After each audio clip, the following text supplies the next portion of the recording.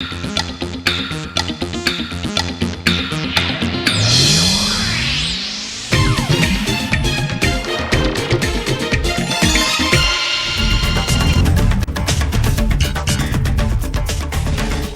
ಆಗಿ ಸಿದ್ದು ಚೊಚ್ಚಲ ಬಜೆಟ್ ಮಂಡನೆ. ಅಹಿಂದ ತವರು ಜಿಲ್ಲೆಗಳ ಕೊಡುಗೆಗಳಿಗೆ ಸುರಿಮಳೆ. ಮಠ ಮಾನ್ಯಗಳಿಗಿಲ್ಲ ದೇಣಿಗೆ.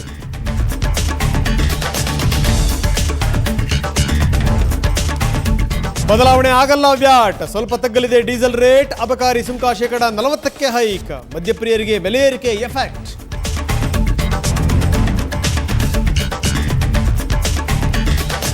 ಸಿಲಿಕಾನ್ ಸಿಟಿಗೂ ಸಿದ್ದರಾಮಯ್ಯ ಒತ್ತು. ರಸ್ತೆ, ಮೇಲ್ಸೇತುವೆ, ಕೆರೆ ಅಭಿವೃದ್ಧಿಗೆ ಕಸರತ್ತು. ಎಂಜಿ ರೋಡ್, ಬ್ರಿಗೇಡ್ ರೋಡ್ಗೆ ವೈಫೈ ವ್ಯವಸ್ಥೆ.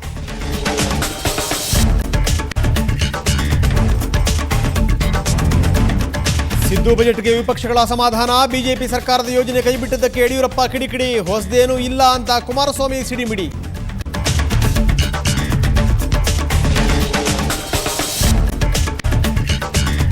ಫುಡ್ ಪಾಯ್ಸನ್ ನಿಂದ ಆಸ್ಪತ್ರೆ ಸೇರಿದರು ಶ್ರುತಿ. ಫಜೀತಿ ಸೃಷ್ಟಿ ಮಾಡಿತು ಆತ್ಮಹತ್ಯೆ ವದಂತಿ. ಕೊನೆಗೆ ತಾನೇ ಸ್ಪಷ್ಟೀಕರಣ ಕೊಟ್ಟ ನಟಿ.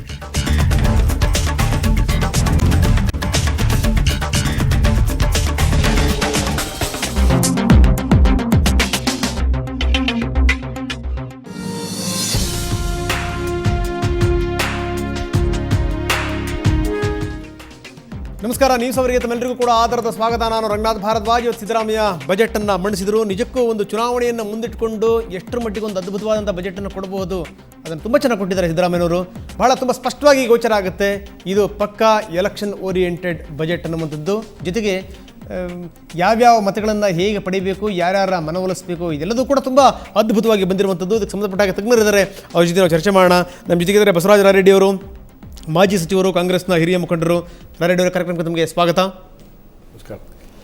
ಮತ್ತೊಬ್ಬರಿದ್ದಾರೆ ವಿಶ್ವನಾಥ್ ಭಟ್ ಬಜೆಟ್ ತಜ್ಞರು. ವಿಶ್ವನಾಥ್ ಭಟ್ ತಮಗೂ ಕೂಡ ಕಾರ್ಯಕ್ರಮಕ್ಕೆ ಸ್ವಾಗತ. ಸೊ ನಮ್ಮ ಜೊತೆಗೆ ಜಾಯ್ನ್ ಆಗಿದ್ದಾರೆ ವಿಜಯ ರಾಜೇಶ್, ತೆರಿಗೆ ತಜ್ಞರು. ವಿಜಯ್, ತಮಗೂ ಕೂಡ ಕಾರ್ಯಕ್ರಮಕ್ಕೆ ಸ್ವಾಗತ. ಮತ್ತೊಬ್ಬರಿದ್ದಾರೆ ಆಹಾರ ತಜ್ಞ ರಘು ಅವರೇ, ತಮಗೂ ಕೂಡ ಕಾರ್ಯಕ್ರಮಕ್ಕೆ ಸ್ವಾಗತ. ಇನ್ನು ಒಂದಷ್ಟು ಬಿಜೆಪಿಯ ಹಿರಿಯ ಮುಖಂಡರು ಕೂಡ ನಾವು ಎಕ್ಸ್ಪೆಕ್ಟ್ ಮಾಡ್ತಾ ಇದ್ದೀವಿ. ಬಹುಶಃ ಜಗದೀಶ್ ಶೆಟ್ಟರ್ ನಮ್ಮೊಂದಿಗೆ ನೇರ ಸಂಪರ್ಕಕ್ಕೆ ಬರ್ತಾರೆ ಅಂತ ನಾವು ಕಾಯ್ತಾ ಇದ್ದೀವಿ. ಜಗದೀಶ್ ಶೆಟ್ಟರ್ ನೇರ ಸಂಪರ್ಕಕ್ಕೆ ಬರಬಹುದು. ಸೊ ಎಲ್ಲರ ಜೊತೆಗೆ ನಾನು ಚರ್ಚೆ ಮಾಡ್ತೀನಿ.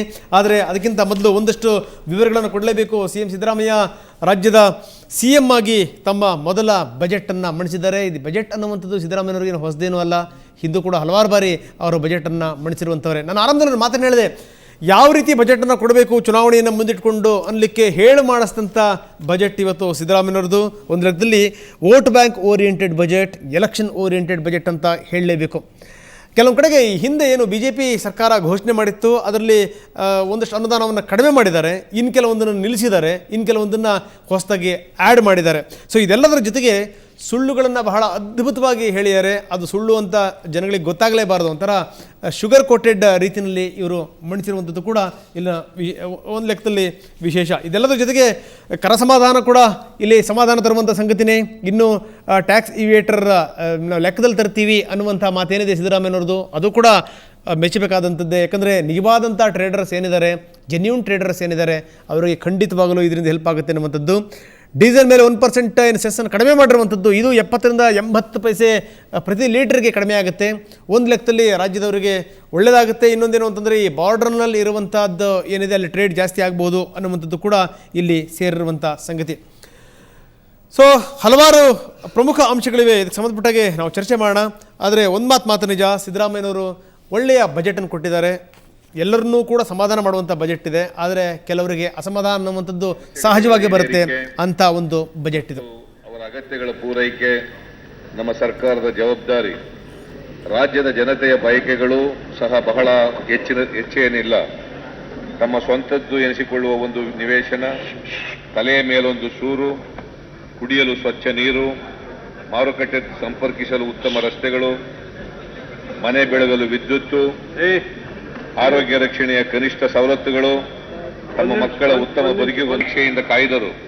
ಸರ್ಕಾರ ಅವರ ಕನಿಷ್ಠ ಅಗತ್ಯಗಳನ್ನು ಸಹ ಪೂರೈಸದಿದ್ದಾಗ ಸರ್ಕಾರದ ಮೇಲೆ ಅವರಿಟ್ಟಿದ್ದ ನಂಬಿಕೆ ಮತ್ತು ವಿಶ್ವಾಸಗಳು ಕರಗಿ ಹೋದವು. ಚುನಾವಣೆಯಲ್ಲಿ ಜಾಣ್ಮೆಯಿಂದ ಮತ ಚಲಾಯಿಸುವ ಮೂಲಕ ಹಿಂದುಳಿದ ವರ್ಗದವರು, ಅಲ್ಪಸಂಖ್ಯಾತರಿಗೆ ಯಾವ ರೀತಿ ಸೆಳೆಬೇಕು ಅದನ್ನು ಸಿದ್ದರಾಮಯ್ಯ ತುಂಬ ಅದ್ಭುತವಾಗಿ ಮಾಡಿದ್ದಾರೆ. ಇನ್ನು ಕೆಲವೊಂದು ಸಂಗತಿಗಳು ಕೂಡ ಇದೆ. ಜೊತೆಗೆ ನಾನು ಹೇಳ್ತಾ ಇದ್ದೆ, ಸುಳ್ಳುಗಳನ್ನು ಕೂಡ ತುಂಬ ಚೆನ್ನಾಗಿ ಹೇಳ್ಯಾರೆ ಅಂತಂದರೆ ಆರ್ಥಿಕ ಬಿಕ್ಕಟ್ಟಿದೆ ಅನ್ನುವಂಥದ್ದಾಗಿರ್ಬೋದು, ವಿಪರೀತ ಸಾಲ ಇತ್ತು ಅನ್ನುವಂಥದ್ದಾಗಿರ್ಬೋದು, ರಾಜ್ಯದ ಒಟ್ಟಾರೆ ಆರ್ಥಿಕ ಸ್ಥಿತಿ ಹದಗೆಟ್ಟೋಗಿತ್ತು ಅನ್ನುವಂಥದ್ದಾಗಿರ್ಬೋದು. ಸೊ ಇದೆಲ್ಲದರ ಬಗ್ಗೆ ಕೃಷಿ ಕುಂಠಿತ ಆಗಿತ್ತು ಅನ್ನೋದಾಗಿರ್ಬೋದು. ಇದೆಲ್ಲದನ್ನೂ ಕೂಡ ಸಿದ್ದರಾಮಯ್ಯವ್ರು ಹೇಳ್ತಾನೆ ಭಾಗ್ಯಲಕ್ಷ್ಮಿ ಯೋಜನೆಯನ್ನು ನಿಲ್ಲಿಸಿರುವಂಥದ್ದು, ಸೈಕಲ್ ಇನ್ನು ಸಿಗಲ್ಲ ಅಂತ ಹೇಳಿರುವಂಥದ್ದು, ಸುವರ್ಣ ಭೂಮಿ ಯೋಜನೆ ಅದನ್ನು ಕೂಡ ಸ್ಟಾಪ್ ಮಾಡಿರುವಂಥದ್ದು, ಇದೆಲ್ಲದರ ಜೊತೆ ಸೇರಿರುವಂಥದ್ದು. ಎಸ್ ಸಿ ಧಾರ್ಮಿಕ ಸಂಸ್ಥೆಗಳಿಗೆ ಬಹಳ ಬುದ್ಧಿವಂತಿಕೆಯಿಂದ ಸಿದ್ದರಾಮಯ್ಯ ಎಲ್ಲದನ್ನು ಘೋಷಣೆ ಮಾಡಿರುವಂಥದ್ದು. ಅಪ್ಪಿತಪ್ಪಿ ಈ ಮಠಮಾನ್ಯಗಳು ಅನ್ನುವಂಥ ಮಾತುಗಳನ್ನು ಅವರು ಬಳಸಿಲ್ಲ. ಆದರೆ ಈ SC ಧಾರ್ಮಿಕ ಸಂಸ್ಥೆಗಳೇನಿದೆ ಅದಕ್ಕೆ ಹಣವನ್ನು ಹೇಗೆ ಕೊಡಬೇಕೋ ಅದನ್ನು ಕೊಡುವಂಥ ಒಂದು ಪ್ರಯತ್ನವನ್ನು ಮಾಡಿದ್ದಾರೆ. ಇನ್ನು ಅಲ್ಪಸಂಖ್ಯಾತರಿಗೆ ಅನುದಾನ ನೋಡಿ, ಬಹಳ ಆಶ್ಚರ್ಯಕರ ಸಂಗತಿ, 676 ಕೋಟಿ ಘೋಷಣೆ ಮಾಡಿರುವಂಥದ್ದು. ಕಳೆದ ಬಾರಿ ಏನು BJP ಸರ್ಕಾರ ಘೋಷಣೆ ಮಾಡಿತ್ತು ಅದಕ್ಕಿಂತ 70% ಜಾಸ್ತಿ ಆಗಿದೆ ಅಂತಂದರೆ ಸಿದ್ದರಾಮಯ್ಯ ಯಾವ ದೃಷ್ಟಿ ಇಟ್ಕೊಂಡು ಇದನ್ನು ಘೋಷಣೆ ಮಾಡಿದರು, ಇದು ಕೂಡ ಗಮನಿಸಬೇಕಾದಂಥ ಸಂಗತಿ. ಅಲ್ಪಸಂಖ್ಯಾತ ಹೆಣ್ಮಕ್ಳುಗಳಿಗಿನ್ನು ಮದುವೆ ನೆರವನ್ನು ಕೂಡ ನಾವು ಕೊಡ್ತೀವಿ ಅಂತ ಹೇಳಿರುವಂಥದ್ದು. ಬಹುಶಃ ಬೇರೆ ಹೆಣ್ಮಕ್ಳುಗಳಿಗೆ ಯಾರಿಗೂ ಆ ಭಾಗ್ಯ ಇಲ್ಲ. ಸೊ ಇದರಿಂದ ತುಂಬ ಸ್ಪಷ್ಟವಾಗಿ ಗೊತ್ತಾಗುತ್ತೆ ಸಿದ್ದರಾಮಯ್ಯನವರ ಉದ್ದೇಶ ಏನಿತ್ತು ಅನ್ನುವಂಥದ್ದು. ಬನ್ನಿ, ಇದಕ್ಕೆ ಸಂಬಂಧಪಟ್ಟಾಗೆ ಅದೇ ಪಕ್ಷದ ಹಿರಿಯ ನಾಯಕರು ಬಸವರಾಜ್ ನಮ್ಮ ಜೊತೆಗಿದ್ದಾರೆ. ಸರ್, ಎಲ್ಲದನ್ನು ಗಮನಿಸಿದ್ರಿ ತಾವು ಬಜೆಟ್ನ. ನಾನು ಕೆಲವೊಂದು ಪಾಯಿಂಟ್ಸ್ಗಳನ್ನು ಮಾತ್ರ ಹೇಳಿದೆ. ಹಿಂದಿನ ಸರ್ಕಾರ ಏನೇನು ಘೋಷಣೆ ಮಾಡಿತ್ತೋ ಅದರ ಕೆಲವೊಂದನ್ನೆಲ್ಲ ಕಡಿಮೆ ಮಾಡಿಯಿರಿ, ಯಾವ್ಯಾವುದನ್ನು ಬೇಕೋ ಅದ್ರ ಜೊತೆಗೆ ಆ್ಯಡ್ ಮಾಡಿಯಿರಿ, ಅಂದರೆ ಯಾವುದನ್ನು ಕೊಡಬೇಕೋ ಅದನ್ನು ಗೊತ್ತಾಗದ ರೀತಿಯಲ್ಲಿ ಕೊಟ್ಟಿದ್ದೀರಿ.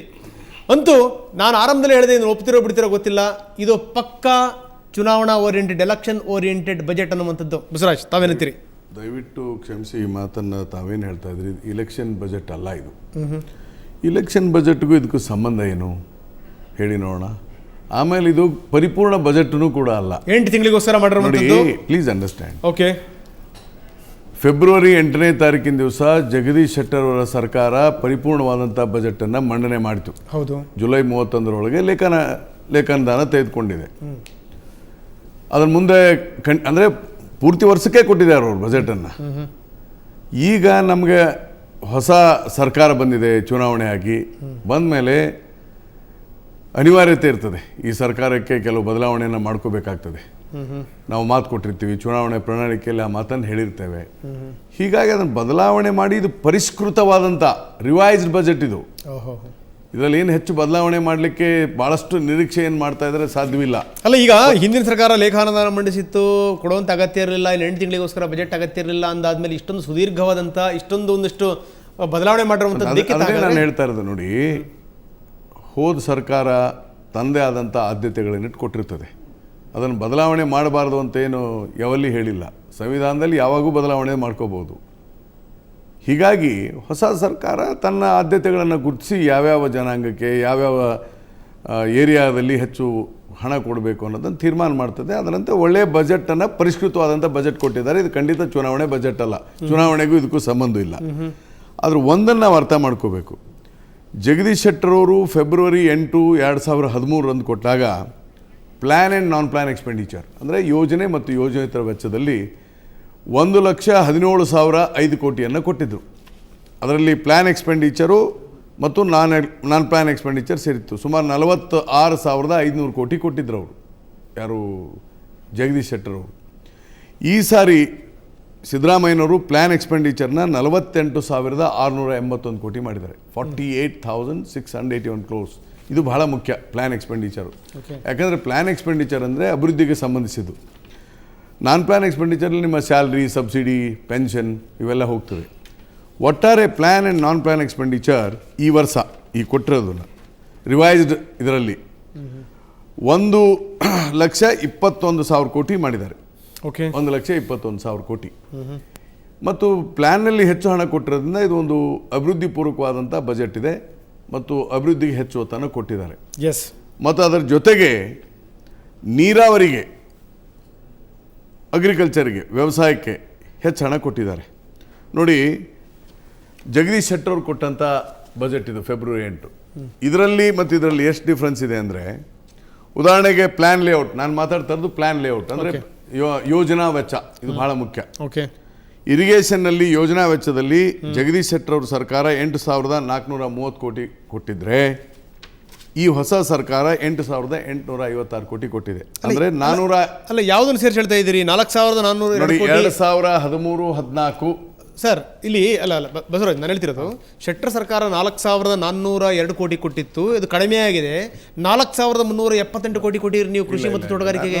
ಸಾರಿ, ಸ್ವಲ್ಪ ಕನ್ಫ್ಯೂಸ್ ಮಾಡ್ಕೋಬೇಡಿ, ಬಿಟ್ಬಿಡಿ. ಅದೇ ಪ್ಲ್ಯಾನ್ ಐ ಆಮ್ ಟಾಕಿಂಗ್, ಇದು ಪ್ಲ್ಯಾನ್ ಆ್ಯಂಡ್ ನಾನ್ ಪ್ಲ್ಯಾನ್ ಸೇರಿ. ಪ್ಲೀಸ್, ನಾನು ಪ್ಲ್ಯಾನ್ ಸೆಕ್ಟರ್ ಬಗ್ಗೆ ಮಾತಾಡ್ತೇನೆ. ಜಗದೀಶ್ ಶೆಟ್ಟರ್ ಅವರು ಫೆಬ್ರವರಿ 8ನೇ ತಾರೀಕು ಕೊಟ್ಟಂಥ ಬಜೆಟ್ ಇದು. ಇದರಲ್ಲಿ ಇರಿಗೇಷನ್ಗೆ 8,434 ಕೋಟಿ ಕೊಟ್ಟಿದ್ದಾರೆ. ನೀರಾವರಿಗೆ ಹೌದು. ಇದರಲ್ಲಿ ಇದು ಸಿದ್ದರಾಮಯ್ಯನವರು ಕೊಟ್ಟಿದ್ದು 8,856 ಕೋಟಿ ಕೊಟ್ಟಿದ್ದಾರೆ. ಅಂದರೆ 422 ಕೋಟಿಯನ್ನ ಇರಿಗೇಷನ್ಗೆ ಜಾಸ್ತಿ ಕೊಟ್ಟಿದ್ದಾರೆ. ಓಕೆ. ಆಮೇಲೆ agriculture and allied service, Jagadish Shettar ಅವರ ಸರ್ಕಾರ 4,903 ಕೋಟಿ ಕೊಟ್ಟಿದ್ರೆ, ಸಿದ್ದರಾಮಯ್ಯ ಸರ್ಕಾರ 6,149 ಕೋಟಿ ಕೊಟ್ಟಿದೆ. ಅಂದ್ರೆ 1,746 ಕೋಟಿ ಅಗ್ರಿಕಲ್ಚರ್. ಆಮೇಲೆ ಹೌಸಿಂಗ್, ಸೊ ಇಂಪಾರ್ಟೆಂಟ್ ಇದೆ ಹೌಸಿಂಗ್. ನಿಜ.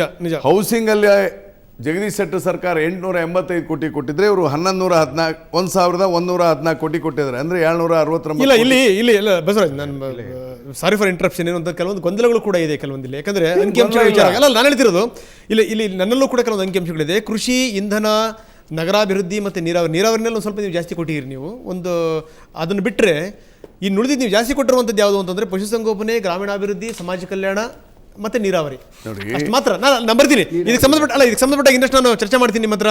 ಜೊತೆಗೆ ಇನ್ನು ಉಳಿದಂಥವರ ಅಭಿಪ್ರಾಯಗಳನ್ನು ಕೂಡ ಕೇಳೋಣ. ಜೊತೆಗೆ ಮಾಜಿ ಮುಖ್ಯಮಂತ್ರಿಗಳು, ಹಿರಿಯ ನಾಯಕರುಗಳು, ಪ್ಲೀಸ್ ಹಿರಿಯ ನಾಯಕರುಗಳು ಇದ್ರ ಬಗ್ಗೆ ಏನು ಅನಿಸಿಕೆ ಅಭಿಪ್ರಾಯಗಳನ್ನು ವ್ಯಕ್ತಪಡಿಸ್ತಾರೆ ಕೇಳೋಣ. ಸಣ್ಣ ವಿರಾಮದ ನಂತರ.